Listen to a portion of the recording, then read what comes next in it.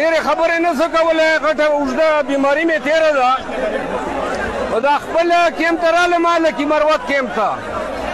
زموږ ضلع نه به د دې جرګې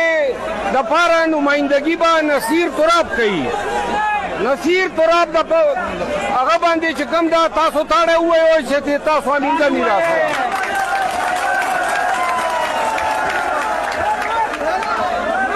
زړه مې غواړي چې خبرې وکړم چې ولس یې واوري خو چې دا کم شور ده په دې کې خبرې نه کېږي زه ورځم علي سره او مندو سره وینم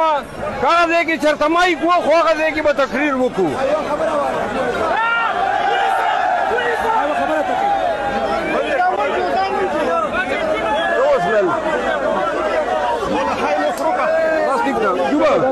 اوس